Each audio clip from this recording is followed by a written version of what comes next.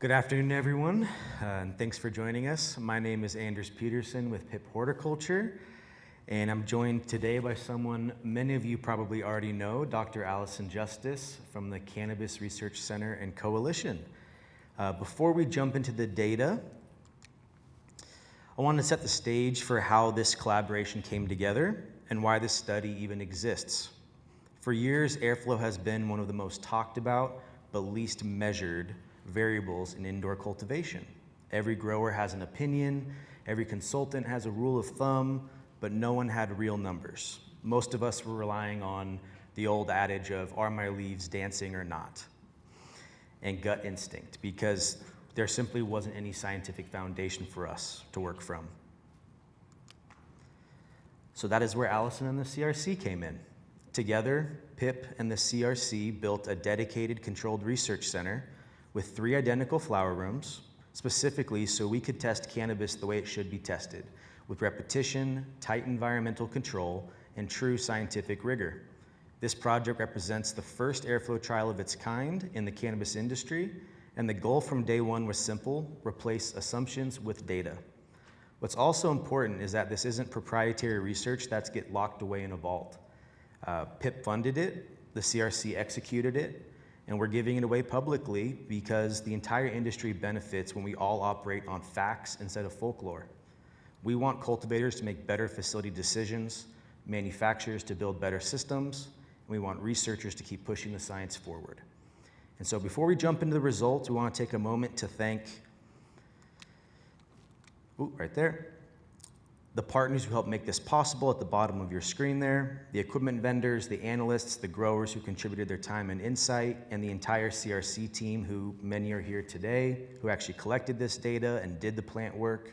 So thank you, Selena, as well. And this project required a lot of trust, and we're grateful for every company and individual who leaned in to support it. So, research purpose. The purpose of this trial was really 5-fold. First, to address a knowledge gap. Airflow is obviously very discussed, but really lacks many data points to drive best practices. Secondly, we wanted to quantify the impact. We want to see how different airflow velocities affect yield, secondary metabolites, nutrient content, and overall flower quality. And third, to improve consistency by identifying airflow strategies that reduce crop variability and production risks. Fourth, to guide best practices and give cultivators actionable benchmarks for optimal airflow across different growth stages. And finally, to support the industry as a whole by sharing these findings openly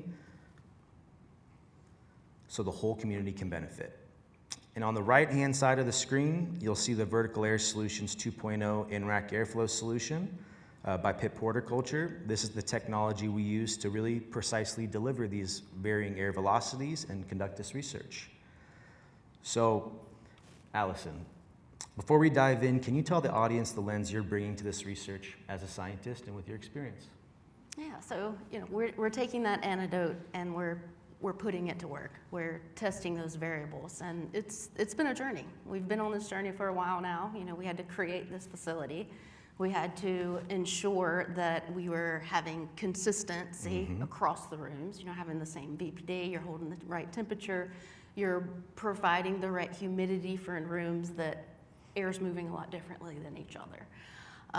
So, getting those rooms just right obviously was step one, but then creating an experimental design that makes sense.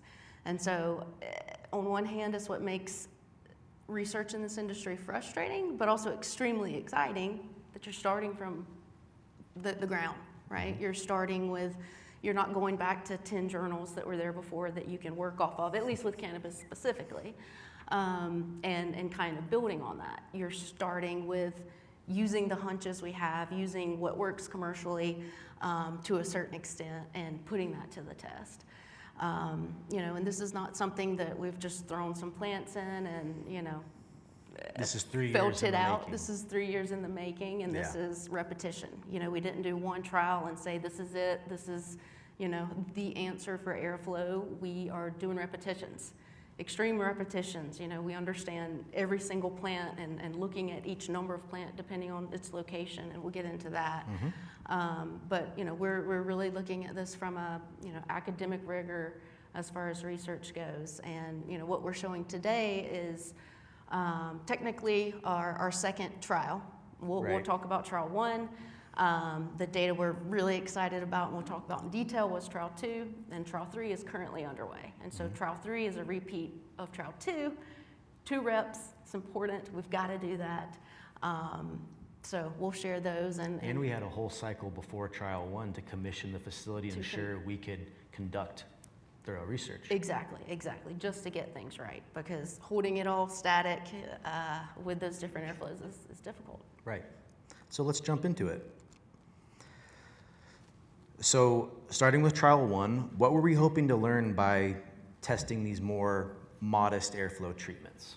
Yeah, so again, we had to pick something. We have 3 treatment rooms, and we wanted, of course, to start with 0 airflow, which commercially most growers have some sort of airflow. And we wanted to do basically a high, medium, and low. Now, depending on who you've heard from, how you run your facility, your high airflow might be 100 feet per minute. But we wanted to use 0, which isn't truly 0. There is some homogenation in the room just to make the environment equal. So that's why you see a 0 to 30 feet per minute. And we wanted to do a medium and a high. And so, anecdotally, if you ask a grower, they're probably going to tell you 100 to 200 feet per minute is what we shoot for. But I think if everybody's being honest and in reality, you might have areas of your facility that are hitting those numbers, but it's not consistent. There's no way it's consistent, even in some of the best facilities. So what really stood out to me in this experiment is seeing the impact of how much it does make a difference. It was well over my hypothesis, well over, even height differences. I thought the plants would be shorter. I'm sneak peeking right now, I'm sorry. It's okay. But it was different than what I thought would happen, I guess is my point. And so seeing how impactful that is based off what we thought would happen, how much more important that is for growers to understand having the right air velocity, but being consistent with it. Well, and because there was no cannabis research to fall back on, we did look at other crops. And when you look at air velocity recommendations for most horticulture crops, it's between 0.5 and 1 meter per second in what you see recommended. And that translates to 100 to 200 feet per minute. And when we are in the field visiting facilities, that's typically the range that we measure ourselves with our devices. So we said, look, let's start with kind of the industry standard treatments. Yep. Let's create a baseline and then build from there. And that's really what trial 1 was. And so getting through trial 1, we went through the rigor, and what we saw was there weren't ginormous deltas between those treatments of those modest airflows. So we had that, that hard decision of, okay, this first trial's over, we can repeat it, or we can bump that, go higher with that airflow and really see what sort of differences we can see. So after hours of debate, we made the next decision to go up a range. That's right.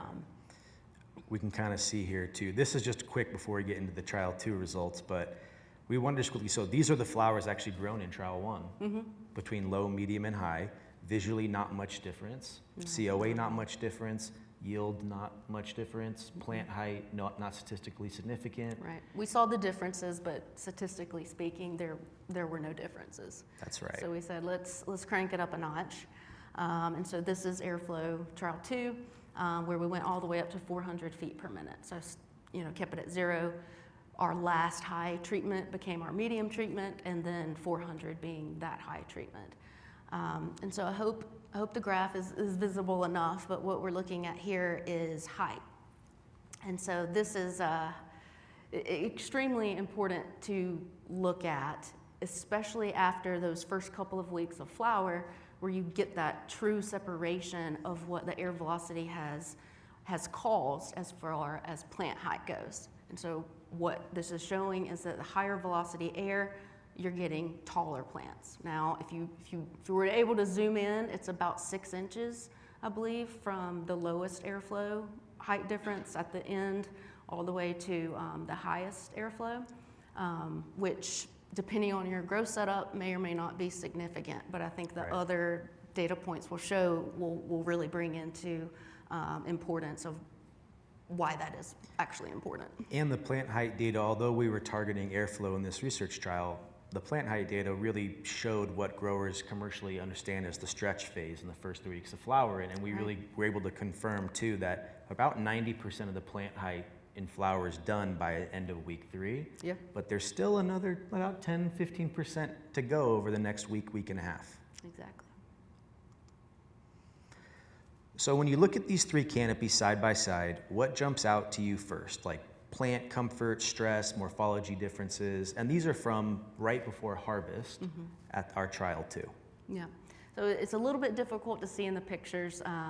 Perhaps the next picture will show it a little better, but what we saw is the plants with the no air velocity, they were almost showing nutrient deficiencies. You know, the stems were much redder. The plant coloration itself, you know, much higher anthocyanin expression. And again, here, you know, it's not a lot as far as height goes, 6 inches. And maybe this distorts it a little bit because they were trellised, and so they're kind of, you know, they're a little floppy in the picture out of the trellis. But you can just see how different, as a full plant, the physiology is different between these treatments. And that's just visually, so. And so funny enough, if you guys follow Pip Horticulture or the CRC on Instagram, we posted these pictures without the airflow velocities beneath them last week to see what your all's guesses would be, to see who would predict which one is 400, 200, and 0. Surprisingly, we had a lot of people guess the complete opposite, that the taller plant was 0 feet per minute and the shorter plant was 400. Yeah, that was my hypothesis too. That was ours as well. And I think as we go through this talk, you'll see why we think that plant height was taller with 400 feet per minute, but we were all pretty surprised by that difference. You know, if you're not familiar with it, that airflow being provided top down at a high enough velocity should provide the mechanical resistance necessary to keep it short and compact. Right. But other things taught us differently, so that was quite surprising. So what does this growth rate tell us about how airflow influences the basic plant physiology? So this is the same data as a few slides ago, where, you know, we were showing height over time. This is looking at growth rate based from the measurement before. So it's really showing how there's that explosive growth at week 4 and really peaking there. And then by week 5, it really levels out, and these plants aren't growing, at least vertically, anymore. But, you know, again, I'm sorry if it's hard to see, but early on in the vegetative state as well, you can see that those plants that did have that higher airflow are actually more rapidly growing than the no airflow treatment. And that sustains itself throughout the entire grow. Another thing that was interesting was generally throughout the data, we saw a trend that above 200 feet per minute, that really was the threshold to start to see differences. Right. From trial 1, 0, 100, 200, not much difference. But as we started pushing that velocity over 200 feet per minute, that's when we really started seeing that separation and a lot of kind of things we could not predict. So that really was kind of the threshold. So if you're a grower in the crowd and you're measuring your airflow and you're wondering, how can I not get some of these results or achieve some of these things that we're talking about today, you know, you really do have to be able to push higher than a certain velocity to see those results. Okay, position effect. Plants 1 through 12, verse 13 through 32. So when you started analyzing the yield data, which is what we're looking at here, you noticed some positional bias in the room, on the trays, within the plants. Does this tell us about how airflow interacts with the room layout or design? Yeah, so this, you know, when we're looking at our different rooms, right, 3 different rooms, all the same shape and size, you know, we make sure to label every single plant, right? From the front to back, we know which, you know, plant 10 is a corner, you know, we know exactly what it is. That way I can take that data, run it through statistics and say, okay, well, these differences we're seeing are actually from an effect that doesn't necessarily correlate with the treatments we're applying. And so, you know, once we sorted through that data, we found that they're closer to the front of the room where the VAS fans were. There was a little bit different airflow versus the back. And so I wanted to say, all right, well, as we peel these layers of plants back, at what point does is there not significance from a little bit different airflow from the front? And so as I ran through those statistics, what we found is basically to understand the true treatment effect, I had to discount the first 2 rows of plants because they actually were getting a little bit different airflow, which is, is important for our data where we're looking at the right thing, true data. But again, as a grower, if you've got a fan that's just blowing, on a group of plants, those first plants are getting way different air velocity than the rest. And so you're gonna have different nutrient uptake, height, everything else. And so, we wanted to make sure what we're looking at is true to what we're wanting to look at, not a random effect. And so that's where you'll see the rest of the data, we're actually peeling off the information from those first 2 rows in order to really show what we're wanting to statistically for this project. And in this multi-tier setting, which is really how we designed these rooms and are cultivating similarly to a 2-tiered multi-tier cultivation facility, we're cultivating in a research setting on an 8-foot row length. Now commercially, we're talking 32, 40 feet, 48 feet. And when we have all this HVAC air in the front of the room pushing in and pushing into the canopy, we do see, even with a perfectly engineered room, a slight positional bias in that first foot or 2 of the front of every row, regardless of size. I think for us, it was interesting because we are in a smaller, more compact scale. Right. But the same effect would happen, and it's, the first couple of feet of any row, but it would have been the same thing if it was a 40-foot run as well. Right. Right? That air, HVAC is pushing that air at the front a little bit down the row, and we get a little bit of position bias. And so we peeled that position bias back, and this yield data told us a slightly different story. It did. So once they're peeled back, we go and we look, there on the farthest left is the fresh weight and then dry weight. And so those are, as a scientist, this is exactly what we want to see, a trend going from, different increments. And so, what we're seeing, what we took away is with the fresh weight as well as the dry weight, you're getting significantly higher yields in the 200 and 400, significantly different than no air velocity. So there is difference, right, between the medium and the high airflow, but statistically speaking, there's not. And so that's not the end of the story though, right? There's a lot of other things to look at, right? There's water use efficiency. How much fertilizer are you wasting? So we'll look into that as well. But just looking at yield, dry weight, fresh weight, you are seeing that nice trend. Now, if we were to go to 600 feet per minute, for example, there could be detriment there, right? You start getting overabundance of airflow, you're getting leaf burn and other problems that come along with it. But at least with our upper limit, we're seeing a continuation of greater yield. What was interesting, and this is, I want to put a little asterisk by it, this is why we repeat studies, is what we saw was looking at dry stem weight, that there was actually a lower weight for stem on the medium airflow trial, or the medium airflow treatment, and significantly different than both the 0 and the 400. Now, the next slide we'll look at that ratio, that stem to flower ratio, which is showing us, when we do that combination, that you're getting basically at the medium airflow, you're getting a greater efficiency for biomass accumulation on the medium air velocity. And so that's very interesting. So perhaps you're getting greater biomass efficiency, and maybe with different varieties, there could be detriment to going to the 400. We don't know yet. That's why we repeat. We want to make sure we're seeing the same results. But this is very interesting and definitely something to keep an eye on. Right, we make our money off growing flower, not stems. Yeah. And so anything we can do as cultivators to direct more of that biomass, more of that energy into flower production, ultimately that's our goal, right? And beyond that, can we even shift B grades to A grades, C grades to B grades, and really try and maximize that harvest value every single run. Absolutely. So this is just one more data point to help us better understand that allocation and how to really make those changes in the crop to really direct our value, our crop value. Okay, so percent trim. Allison, when you look at this percent trim data across treatments, what does this tell you about how airflow shapes plant structure and how this could impact downstream efficiency?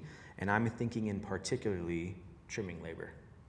Yeah, this was something that actually really surprised me as well. Me too. I did not necessarily think there would be at least this big of an impact by having different air velocity and what that equates to as far as the percentage trim, right? We want the lowest percentage trim possible if we're cultivators. Well, come to find out, airflow is something that can help you guide that. And so, looking through this table, percentage trim with no airflow, you're at about 42%. And that's much higher than I believe commercially you would want to see. Much higher. And so, with this variety, what can we do in order to have a higher yield, higher trim ratio? It's airflow. It's getting it, at the proper level, but also consistent. And so, as cultivators, we're businesses and we want to see the math. And so that's where here we took it, I think we used $5 a gram as our example. And so, just for one plant in this example, you're making 24 to 39% more just by having your airflow right. And I think that says a lot for a cultivation business, right? Looking at all these numbers is entirely important. And correct me if I'm wrong, but at the 400 feet per minute, you also did a surface area analysis of the leaf itself. And I believe the higher air velocity also generated the thinner leaflets. It did. Right? And I'm gonna just go backwards really quick, just to show that canopy view. You can almost see it in that top-down view at 400, where the leaf morphology is slightly thinner. Yeah. And so it kind of it tracks when you go back to the percent trim and see how much less is you have less surface area of leaf. In fact, at the booth earlier today, we had a grower say they had just increased their planting density. They're having trouble hiring enough labor to keep up with the defoliation. What can I do to influence my canopy to have greater light and air penetration? Well, I showed them this graph. I said, you know what? We found this worked for us. Maybe you should try that and see what it does. Yeah. I mean, it's pretty fascinating.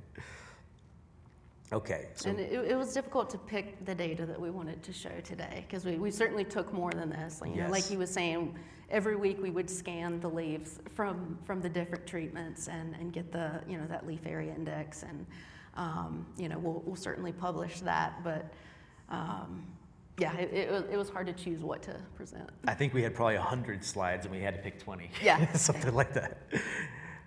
Okay. EC over time, and for those EC, we're talking about root zone electrical conductivity. This is measured, one of our partners was GrowLink, and they were nice enough to provide us with root zone sensors to track this data. So this is directly from those sensors in GrowLink. So for growers who crop steer in particular, we found this very interesting. What can this tell them about how airflow can influence the dryback and also our root zone EC? So I think this is a tool that maybe we didn't realize how great of a tool it is in order to be able to crop steer. I mean, these plants, they were watered off of GrowLink's auto controller. Yep. And so, in theory, they were all having the same dryback. They were all having, the same set runoff that we entered, the same 3.0 EC input. And, it's clear as day how the treatment that had this higher airflow was able to, truly accumulate that EC stack that growers are looking for. And, in a minute, we'll show you the elemental data that kind of correlates with this, where, you're getting higher transpiration, you're getting higher fertilizer uptake, you're applying more fertilizer, you're getting more nutrient condensing into the plant as well. And so you're really able to steer the way you want to. It's incredible to look at there before we even switched to flower, how the EC of the highest airflow is really, it's skyrocketing. And as growers, when we're watching this, it was, Selena, it was visible. We were able to water faster in the vegetative grow, which, is normally a difficult thing, right? You transplant and it takes weeks to grow out into the pot.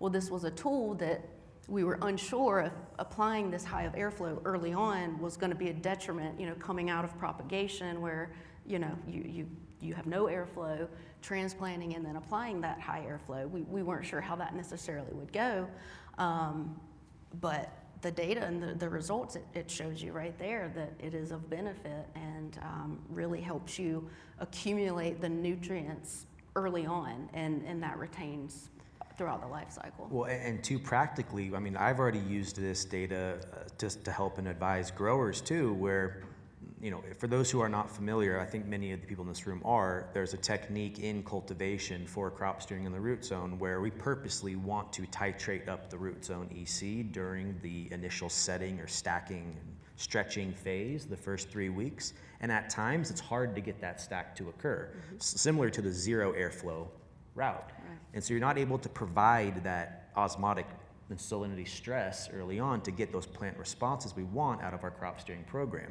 Well, now we have a better tool to say, okay, well, we know that if we crank up the air velocity, we can influence that root zone EC stack and we can achieve that crop steering target to get the intended response we want in our crop. I think we all kind of anecdotally guessed that would happen, but I don't think we realized to what extent it would happen. Right. Yeah. And so this is one of the clearest relationships, I think, in all of the data sets that we saw. And this is, again, talking about EC versus daily dryback. Can you break down kind of what we're seeing here and why airflow is amplifying this dryback so strongly at 400 feet per minute? Absolutely. So there on the left axis, you've got your daily mean EC. On the bottom axis, you've got your dryback percentage. And so what we did was took the data from GrowLink and had a regression plot made by the dryback versus the EC.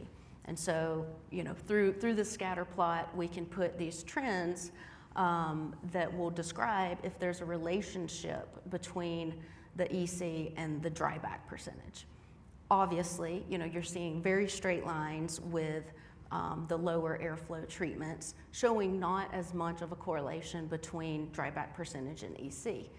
Green line being that highest treatment, you are getting that really nice correlation effect. But when we did the math looking at it, you know, under that high airflow treatment, you're basically getting a 1% increase for every 0.1 EC units. And I think you love that sentence the best. Well, you know, and is that something that you're going to get in your garden? Maybe not, right? But that's what we found, and that at least starts the guidance for us to start better dialing in that dryback and EC stacking, right? Because there are times where your EC can stack very quickly out of control and you can be into, you know, 10 plus decisiemens per meter and be in a danger zone for some cultivars, right? If, let's say we're stacking from 3 to 8 decisiemens, this can help us better see, can we reach our stacking target in the allotted 3-week stretch phase? Or do we need to increase our airflow and try and get the stack to happen more? This to me is another tool in the tool belt to better confidently make decisions to hit our targets and our crop steering goals. It's fascinating. If you can't tell, we love airflow. Okay, so now moving into some of the COA data, certificate of analysis, looking down at the secondary metabolites. We didn't see big changes in the cannabinoids here, and why do you think that's actually meaningful and useful? Well, you know, after doing experiments for quite a while with cannabis, you know, unless you're really mistreating a plant, you're not going to see a lot of variance with cannabinoids. And so, you know, I think not having statistical difference between cannabinoids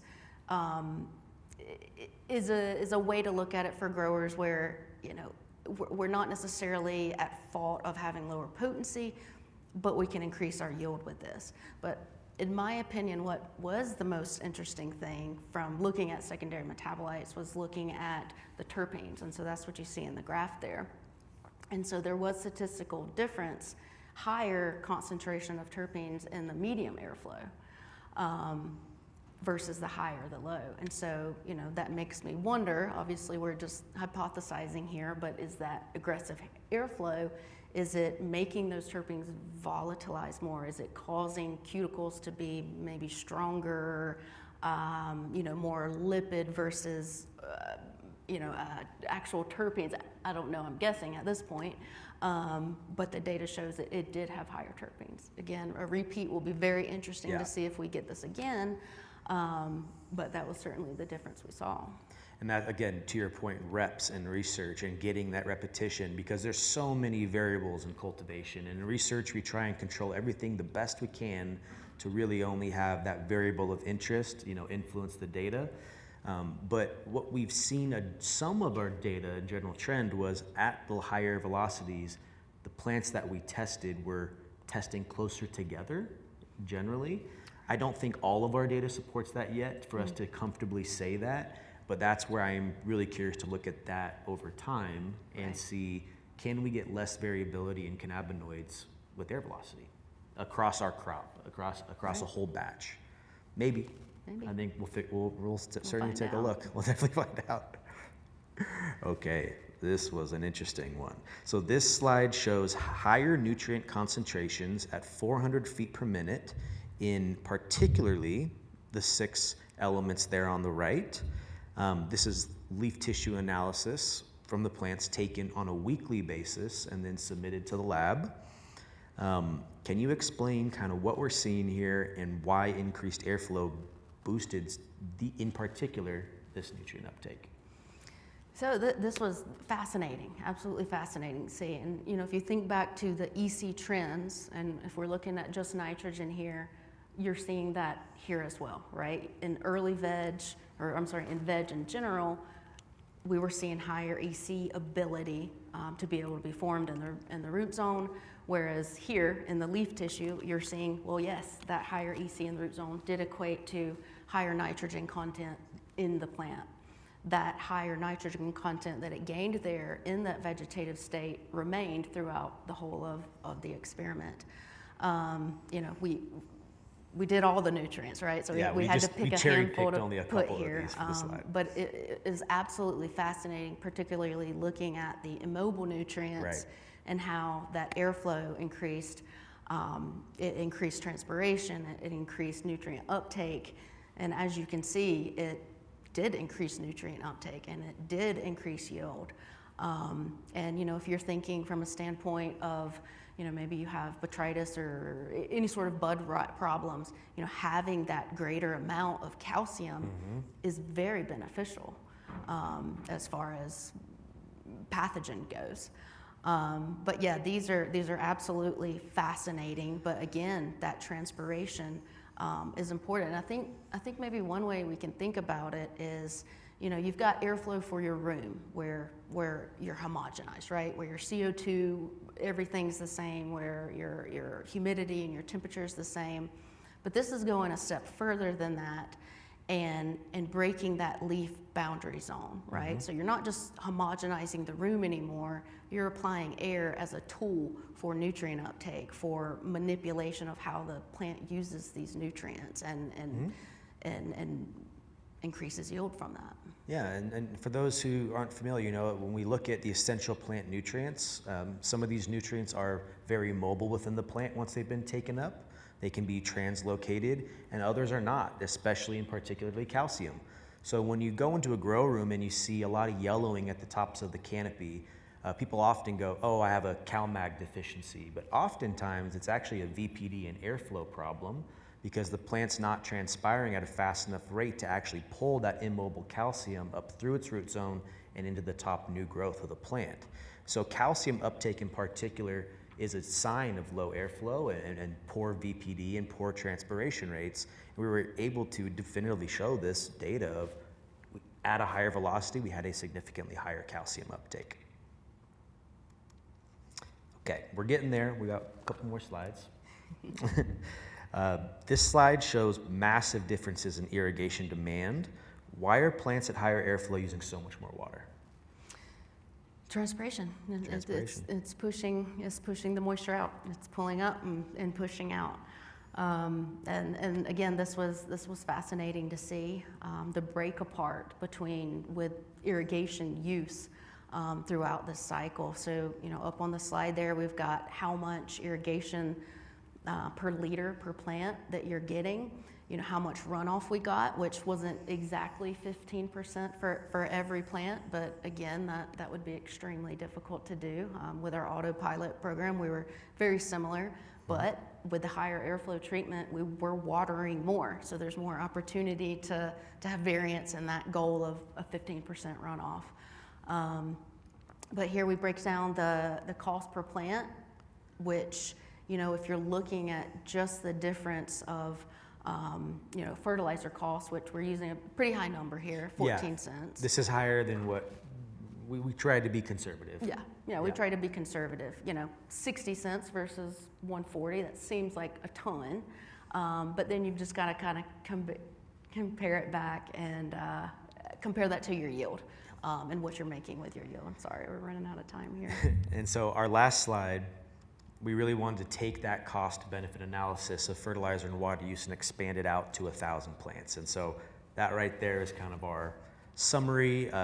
Generally, the takeaway from this is that the added water and fertilizer costs of the higher airflow were outweighed by the increase in yield, and ultimately it benefited, it did not negatively impact your business if you have to water or fertilize more, because you benefited from a higher yield. And so, sorry to rush the end there a little bit. I think we're running short on time. But yes, happy to answer any questions you may have.